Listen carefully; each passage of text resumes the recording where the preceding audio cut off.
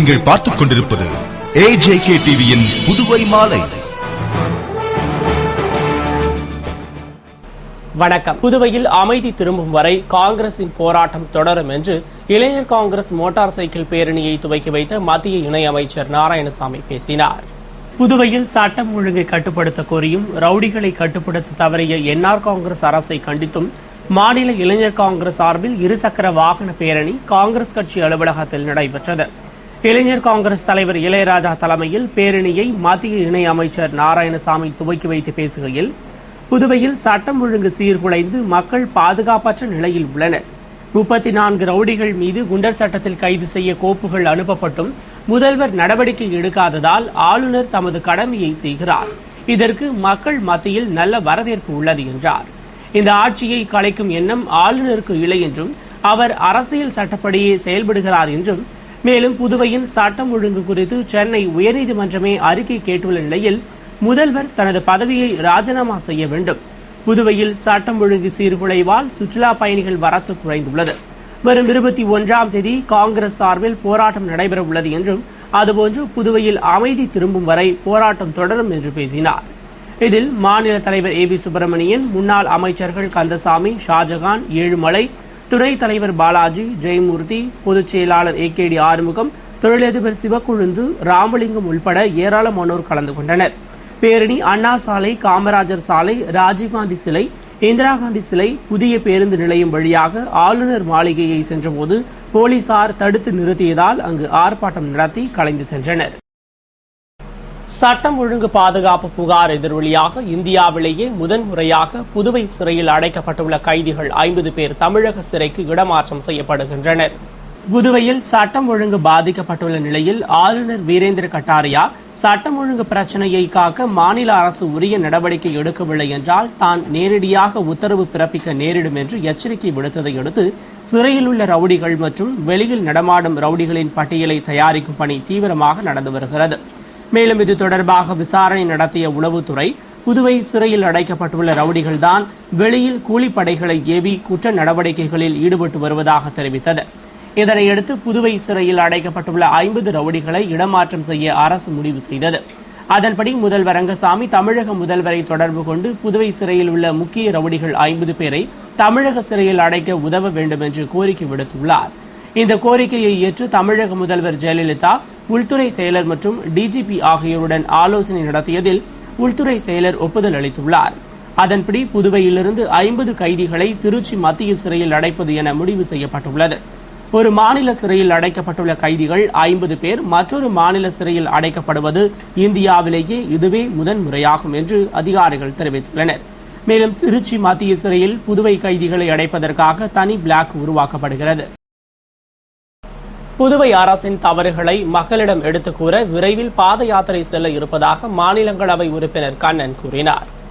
இது தொடர்பாக மாநிலங்களவை உறுப்பினர் கண்ணன் செய்தியாளர்களிடம் அளித்த பேட்டியில், புதுவையில் நல்ல மாற்றம் நடந்து வருகிறது என்றும், சட்டம் ஒழுங்கை நிலைநாட்ட மக்கள், வியாபாரிகள் பலதரப்பு போராட்டங்கள் நடத்தி வரும் நிலையில் அமைதியை நிலைநாட்ட ஆளுநர் பெரிய அளவில் வேலைகளை செய்து வருவதாகவும், அவ்வாறு அவர் நடவடிக்கை எடுக்காமல் இருந்திருந்தால் எந்த மாற்றமும் வந்திருக்காது. மேலும் நகரின் அனைத்து பகுதியிலும் போலீசார் பாதுகாப்பு பணியில் ஈடுபட்டிருப்பது மக்களிடையே பயத்தை போக்கியுள்ளது. எனவே ஆளுநர் இதுபோன்று மக்கள் பணியாற்ற வேண்டும் என்று கேட்டுக்கொண்டார். மேலும் ஒரு மாநிலத்தின் முதல்வர் என்றால் அனைவருக்கும் பாதுகாப்பு தருகின்ற, அரவணைப்பு தருகின்ற முதல்வராக இருக்க வேண்டும்.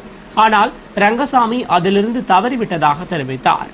தொடர்ந்து காங்கிரஸில் இருந்தபோதும் இதே தவறை செய்த அவர், இது அவருக்கு அவப்பெயரை உருவாக்கியுள்ளது என்றும், மேலும் தற்போது ஆளுநர் நடவடிக்கைக்கு உள்நோக்கம் இருப்பதாக கூறும் சிலர்தான் முன்பு சட்டம் ஒழுங்கை பாதுகாக்க டெல்லி என்ன செய்கிறது, காங்கிரஸ் என்ன செய்கிறது என்று கேள்வி கேட்டனர். ஆனால் இன்று தலைகீழாக மாற்றி பேசுவது ஏன் என்று புரியவில்லை என்றார். மேலும் காங்கிரஸ் பாராளுமன்ற உறுப்பினரை ஆதரிக்க இதுபோன்று நடந்து கொள்வதாக அதிமுக செயலாளர் கூறுவது சம்பந்தமில்லாமல் உள்ளது. அப்படியானால் ஆளுநர் எந்த நடவடிக்கையும் எடுக்கக்கூடாது என்று அவர் சொல்கிறாரா என்று கேள்வி எழுப்பினார். காங்கிரசிற்கு அப்படி ஒரு எண்ணமும் இல்லை, ஆளுநருக்கும் அது வேலையும் இல்லை என்றும், இதுபோன்று சொல்லி மக்கள் பாதுகாப்பை கெடுத்துவிட வேண்டாம் என்று கேட்டுக்கொண்ட அவர் தொடர்ந்து சம்பள பாக்கி, பல திட்டங்களுக்கு பணம் ஒதுக்காதது என பல பிரச்சனைகள் உள்ளது. இதுபோன்று ஆளுநர் இருந்தால்தான் புதுவையில் ஏதாவது நடக்கும். மேலும் அரசு தரப்பில் தனக்கு கிடைத்த தகவல் படி ஆளுநரை பயமுறுத்த சில வேலைகளை சிலர் செய்திருக்கிறார்கள் என்று தகவல் வந்துள்ளது. மேலும் ஆளுநரை சில இடங்களுக்கு போகக்கூடாது, அப்படி போனால் ஆபத்து என்று சிலர் மிரட்டல் விடுப்பதாகவும் சொல்கிறார்கள் என்றும் ஆளுநர் அனைத்து துறைகளும் செயல்பட நடவடிக்கை எடுக்க வேண்டும் என்றும் கேட்டுக்கொண்டார். மேலும் புதுவை அரசின் தவறுகளை மக்களிடம் எடுத்துக் கூற விரைவில் பாத யாத்திரை செல்ல இருப்பதாக கூறினார். இந்த மாதிரி கவர்னர் இருந்தாதான் ஏதாவது நடக்கும். நானும் ஒரு முடிவெடுத்திருக்கிறேன். மாறுகிற இந்த நிலைமை மாறுகிற வரை, இப்ப மாறி வருகிறது, மாறுகிற வரை மாநில மக்களை காப்பதிலே எல்லா முயற்சியும் தலைமை தாங்கி ஏற்று நடத்த தயாராக நான் இருக்கிறேன். I will lead the movement up to the end. அது முடிவடைகிற வரை அதற்கு நான் தலைமை ஏற்று நடத்துவேன். என் தலைமையை ஏற்றுக்கொள்கிறவர்கள் ஏற்றுக்கொள்ளட்டும், ஏற்றுக்கொள்ளாமல் தூக்கி போடுபவர்கள் போடட்டும். நான் யாரையும் தலைமை தாங்கி என்னை ஏற்றுக்கணும் முன்மொழிகன்னு சொல்லல. I will go. புதுவை தபால் தந்தி அலுவலகம் அருகே ஆளும் அரசையும் காவல்துறையையும் கண்டித்து பொதுநல அமைப்புகளின் ஒருங்கிணைப்பு குழு சார்பில் கண்டன ஆர்ப்பாட்டம் நடந்தது. புதுவையில் நாளுக்கு நாள் பெருகி வரும் ரவுடிகள் அட்டகாசத்தை கட்டுப்படுத்த கோரியும் செயல்படாமல் முடங்கிய ஆளும் அரசையும் காவல்துறையை கண்டித்தும் பொதுநல அமைப்புகளின் ஒருங்கிணைப்பு குழு சார்பில் தமிழர் தேசிய இயக்க தலைவர் அழகிரி தலைமையில் மக்கள் வாழ்வுரிமை இயக்க தலைவர் ஜெகநாதன், மக்கள் உரிமை கூட்டமைப்பு சுகுமாரன் மற்றும் தந்தை பெரியார் திராவிடர் கழகம், தமிழர் களம், வியாபாரிகள் சங்கம், இந்திய குடியரசுக் கட்சி உள்ளிட்ட கட்சிகள் அமைப்புகள் சார்பில் கண்டன ஆர்ப்பாட்டம் தலைமை தபால் அலுவலகம் அருகே நடைபெற்றது. ஆர்ப்பாட்டத்தில் பல்வேறு கட்சிகள் மற்றும் இயக்கத்தினர் பங்கேற்று கோரிக்கைகளை வலியுறுத்தி கோஷமிட்டனர். புதுவை அரியாங்குப்பம் புனித ஆரோக்கிய அன்னை ஆலயத்தின் பெருவிழாவில் நடந்த ஆடம்பர தேர்பவனியில் திரளான கிறிஸ்தவர்கள் பங்கேற்று வழிபட்டனர். புதுவை அரியாங்குப்பம் புனித ஆரோக்கிய அன்னை ஆலயத்தின் 323ஆம் ஆண்டு பெருவிழா கடந்த 6ஆம் தேதி கொடியேற்றத்துடன் துவங்கி தினமும் காலையில் திருப்பலியும் மாலையில் தேர்பவனி நற்கருணை ஆசீர் நடைபெற்று வருகிறது. அதில் முக்கிய விழாவான ஆண்டு பெருவிழா நேற்று 15ஆம் தேதி மறைமாவட்ட பேராயர் அந்தோணி அனந்தராயர் தலைமையில் பெருவிழா திருப்பலியுடன் சிறப்பாக கொண்டாடப்பட்டது. தொடர்ந்து மின் விளக்குகளால் அலங்கரிக்கப்பட்ட தேரில் ஆரோக்கிய அன்னையின் தேர்பவனி நடைபெற்றது. திரளான கிறிஸ்தவர்கள் பங்கேற்று வழிபட்ட பெருவிழாவிற்கான ஏற்பாட்டினை பங்கு தந்தை தாமஸ் தலைமையில் பங்கு மக்கள் செய்திருந்தனர். புதுவையில் ஆளும் என்ஆர் காங்கிரஸ் அரசை கண்டித்து தெருமுனை பிரச்சாரம் செய்வது என்று அரியாங்குப்பம் வட்டார காங்கிரஸ் கூட்டத்தில் தீர்மானம் நிறைவேற்றப்பட்டது.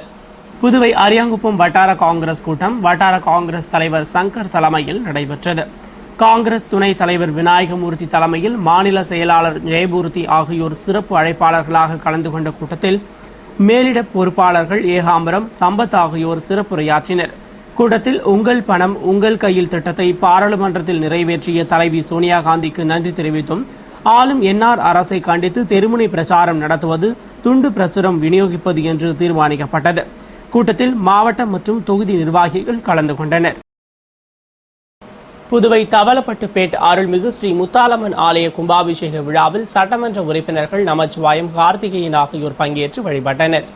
புதுவை வில்லியனூர் கொம்யூன் அரசூர் தவளப்பட்டுப்பேட்டில் எழுந்தருளி மக்களின் துன்பங்களையும் பாவங்களையும் போக்கி மக்களை காத்து அருள் பாலிக்கும் அருள்மிகு ஸ்ரீ முத்துமாரியம்மன் ஆலய அஷ்டபந்தன மகா கும்பாபிஷேகம் நடைபெற்றது. இதனை முன்னிட்டு முன்னதாக விக்னேஸ்வர பூஜை உள்ளிட்ட பூஜைகளும், கணபதி ஹோமம், கும்ப அலங்காரம் மற்றும் யாகசாலை பூஜைகளும் நடத்தப்பட்டு நாடி சந்தானம், மகா பூர்ணாகுதியுடன் ஸ்ரீ முத்துமாரியம்மனுக்கு மகா கும்பாபிஷேகமும் தொடர்ந்து மகா அபிஷேகமும் நடைபெற்றது. விழாவில் சட்டமன்ற உறுப்பினர்கள் நமச்சிவாயம், கார்த்திகேயன் மற்றும் திரளான பக்தர்கள் பங்கேற்று வழிபட்டனர். விழாவிற்கான ஏற்பாடுகளை அறங்காவல் குழுவினர், விழா குழுவினர் மற்றும் அரசூர் கிராமவாசிகள் செய்திருந்தனர். உலக ஓசோன் தினத்தை முன்னிட்டு தேசிய மாணவர் படை சார்பில் ஓசோன் விழிப்புணர்வு பேரணி நடத்தப்பட்டது. உலகில் வாழும் உயிரினங்களை சூரியனின் புற ஊதா கதிர்வீச்சிலிருந்து பாதுகாத்து வரும் ஓசோன் படலத்தை பாதுகாக்கும் அவசியத்தை உலக மக்களுக்கு உணர்த்திடும் வகையில் ஆண்டுதோறும் செப்டம்பர் 16ஆம் தேதி உலக ஓசோன் தினமாக அனுசரிக்கப்படுகிறது. அதன்படி உலக ஓசோன் தினத்தை முன்னிட்டு பொதுமக்களுக்கு விழிப்புணர்வு ஏற்படுத்தும் வகையில் லாஸ்பேட்டையில் தேசிய மாணவர் படை சார்பில் விழிப்புணர்வு பேரணி நடந்தது. பேரணியை கமாண்டிங் அதிகாரி ராஜேஷ் குப்தா கொடியசைத்து துவக்கி வைத்திட 250க்கும் மேற்பட்ட மாணவர்கள் பங்கேற்று நம் எதிர்காலம் விரும்புவது ஒரு வளமான வளிமண்டலம் என்று கோஷமிட்டு ஊர்வலமாக சென்று மக்களிடையே ஓசோன் பற்றிய விழிப்புணர்வை ஏற்படுத்தினர். புதுவை லெனின் நகர் அருள்மிகு நாகாத்தம்மன் கோவில் பிள்ளையார் சதுர்த்தி விழாவில் குத்துவிளக்கு பூஜை நடைபெற்றது. புதுவை உழவர்கரை கொம்யூன் காமராஜர் நகர் தொகுதி லெனின் நகரில் எழுந்தருளியுள்ள அருள்மிகு நாகாத்தம்மன் கோவிலில் 6ஆம் ஆண்டு விநாயகர் சதுர்த்தி விழா கடந்த 9ஆம் தேதி முதல் சிறப்பாக கொண்டாடப்பட்டு வருகிறது. அதன் ஒரு பகுதியாக திருவிளக்கு பூஜை நடைபெற்றது. இதனை முன்னிட்டு விநாயகருக்கு சிறப்பு அபிஷேகம் ஆராதனையும் தொடர்ந்து பெண்கள் குத்துவிளக்கிற்கு மந்திரம் சொல்லி மலர்கள் மற்றும் குங்குமத்தால் அர்ச்சித்து வழிபட்ட திருவிளக்கு பூஜை வழிபாடும் நடைபெற்றது. விழாவில் பங்கேற்ற பக்தர்களுக்கு மங்கள பிரசாதம் வழங்கப்பட்டது. விழாவிற்கான ஏற்பாடுகளை அறங்காவல் மற்றும் விழா குழுவினர் செய்திருந்தனர். இத்துடன் செய்திகள் நிறைவடைந்தன. வணக்கம்.